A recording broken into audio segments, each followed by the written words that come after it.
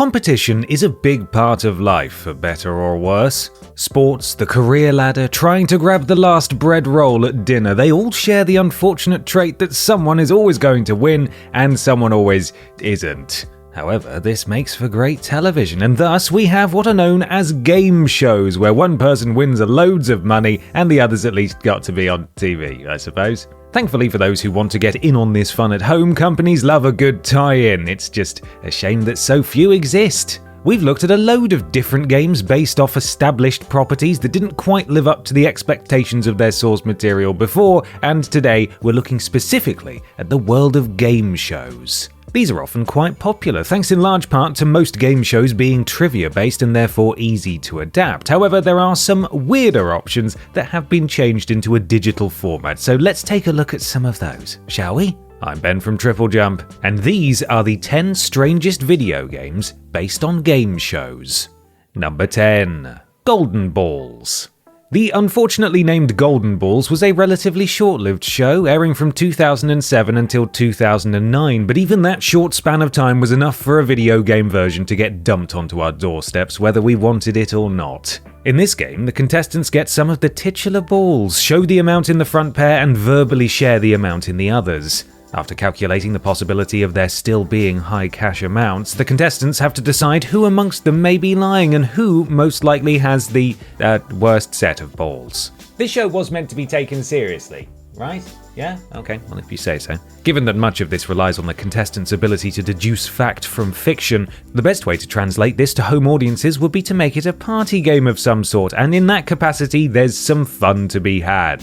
However, going into this in single player, which to be fair is unlikely, is a completely different story, as you have to try to guess whether the absolutely terrifying, unchanging expressions of the other contestants indicate that they're lying, or only that they've clearly sold their soul to the devil. It may not be the strangest of the lot, but it certainly is the scariest. Number 9. Hole in the Wall.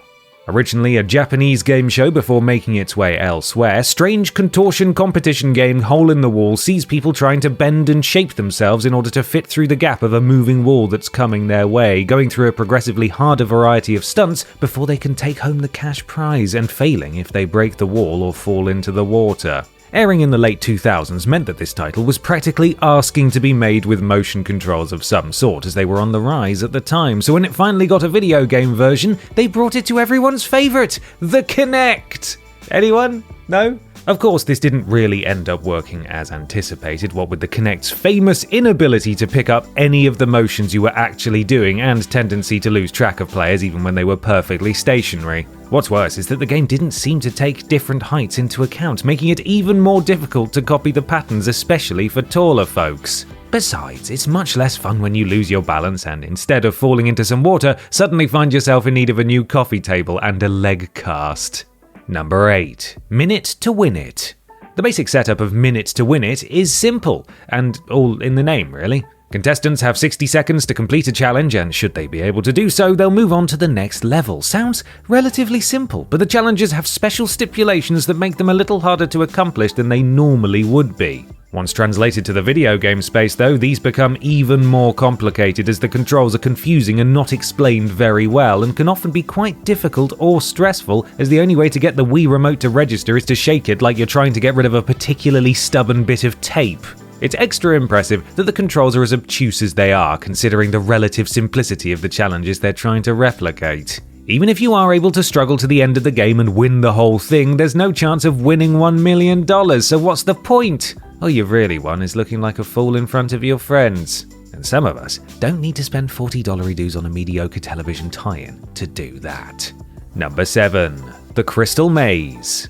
Classic TV game show The Crystal Maze pits teams of contestants against a variety of challenges, each themed around specific time periods, in order to earn the titular crystals and hopefully win the grand prize at the end. As with Hole in the Wall earlier, however, this whirlwind experience is something that just can't be replicated easily, since a lot of this relies on teamwork and physical exertion. Not only is the game that players got not that, but it barely has any connection to the show at all, seemingly, apart from the fact that there are crystals given out as a reward at the end of each segment. However, each of these segments consists of minigames that are simple to understand but difficult to execute, and while they may occasionally be tasks that were seen in the show, they don't have anything in the way of theming at all.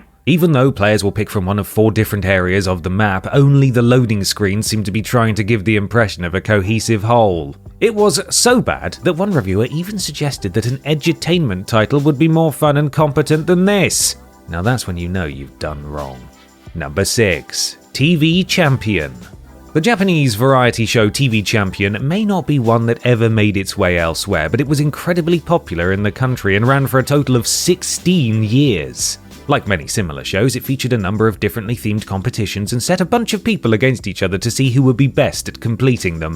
In 1994, someone decided that these competitions, which often required a fair amount of effort on behalf of the contestants as well as dexterity and sometimes agility, would be best emulated by turning it into a Game Boy title. Of course. As such, the game leaves quite a bit to be desired, as most of the challenges wouldn't translate well into the virtual world at all, let alone onto a handheld. Essentially, this means that instead of doing wacky origami or cooking challenges, players will find themselves playing pachinko, trying to catch food that's falling from the sky, and doing matching mini-games. There's no particular theme, at least, that can be easily discerned, and the trivia questions that often appear in the show are absent as well. Oh well, I suppose you can't be a champion of everything.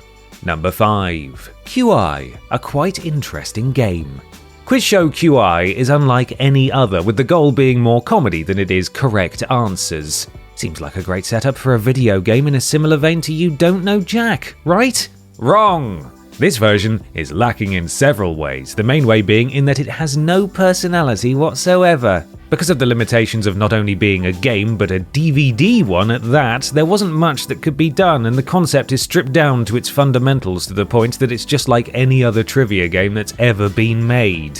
There's no real differentiation between the answers that can be given. They're either right or they're wrong, and there isn't any nuance or recognition when players give a silly wrong answer on purpose. In addition to this, each of the 7 trivia paths that can be followed don't make much sense, as even giving the seemingly correct answers may result in the player getting kicked back to the very beginning of that topic with no indication of why, or even if it was the last answered question that threw everything off. Quite interesting, more like quite infuriating. Got 'em. Number 4. American Ninja Warrior Challenge. There's really starting to be a theme here, isn't there? American Ninja Warrior, yet another television show based on a Japanese one of the same basic premise, is just one of many similar programs that throw a load of people together for the chance to run a grueling obstacle course in order to prove their physical prowess and be crowned the best of the lot at the end. American Ninja Warrior Challenge, on the other hand, does anything but. I suppose we should be thankful that it doesn't attempt to use motion controls and just get it all wrong, but that doesn't mean that it gets anything right either. Instead, it relies on perfectly timed button presses, essentially turning the experience into a rhythm game, but with its poor controls, it's really just a matter of whether the game is feeling generous enough to let the player get through the challenge with no issues. Stamina is rebuilt counterintuitively by hyping yourself up, another button-mashing affair, and to cap it all off, the graphics are just horrible to look at. At least your thumbs will get a good workout, but American Thumb Wrestling Champ just doesn't have the same ring to it, does it? Number 3. Wipeout in the Zone. Yet another game show that focuses on physical feats being poorly translated into your own living room. Will they ever learn? No, they won't. Wipeout has aired in a number of countries around the world throughout the years, supposedly without taking inspiration from the incredibly popular Takeshi's Castle, or MCX if you want to get American about this, and has the contestants run through several rounds worth of obstacle courses before one lucky person can be called the winner. Of course, this isn't something you can really replicate at your own home unless you happen to have a load of outdoor space, so it's understandable that, with its popularity, some video game versions popped up. However, by far the weirdest and worst is Wipeout in the Zone. Another Kinect title that just flat out doesn't work for most of the time. All that players have to do to successfully get through this particular series of challenges is duck, lean, and move their body in a way that implies running or jumping, and hope that the sensor cooperates with them and interprets their flailing correctly. You could always try to rope family members into becoming the obstacles themselves, just make sure that none of them secretly have a desire to hit you in the face. Number 2. The Amazing Race. We're stretching the definition of game show a bit here, as reality competition The Amazing Race is, as it sounds, an actual race around the world and not your typical game show. However, there is a cash prize, and along the course of their incredibly long journey, the contestants will come up against a variety of country-themed challenges and complications that they have to overcome, so it counts in our mind. The video game version unfortunately falls at the first hurdle, really, because something that is entirely based on traveling the world and doing a variety of challenges based on the places you visit would be hard enough to emulate effectively even if it was done well. Unsurprisingly, it is not. The graphics are atrocious and the minigames are repetitive, dysfunctional, and unrelated to the destinations. A large portion of the game is also dedicated to finding the best prices for flights and then watching the planes make their way incredibly slowly across the map. At least they simulated the tedium of plane travel accurately, I suppose. Perhaps worst of all, the game requires at least 2 players, but often the second player in the pair doesn't have anything to do, leaving them sitting there and desperately hoping for a real plane ticket to appear so that they can leave this game in the dust. Number 1. Double Dare. If there's one thing we've learned over the course of this list, it's that physical game shows don't tend to do well when they're adapted to consoles. However, Double Dare is probably one of the strangest of all to choose to adapt thanks to one key component that's missing: that trademark Nickelodeon slime. Whilst some of the show may focus on trivia questions, a large part of the screen time is taken up by the ridiculous physical challenges that the players have to complete if no one answers the questions correctly, and at the very end, the winning team runs through an obstacle course brimming with goo. Of course, the first part of this concept works much better in the video game version than the latter, taking the form of a fairly standard few rounds of trivia. Once the other challenges come into play though, they're either disappointingly easy to accomplish or a simple case of going through a tube or up a climbing wall with none of the challenge inherent in the show. I think the main thing we've learned here today is this: if you want to emulate the feeling of being on a game show that relies on physical stunts, just stick one on the TV while you play Ring Fit Adventure.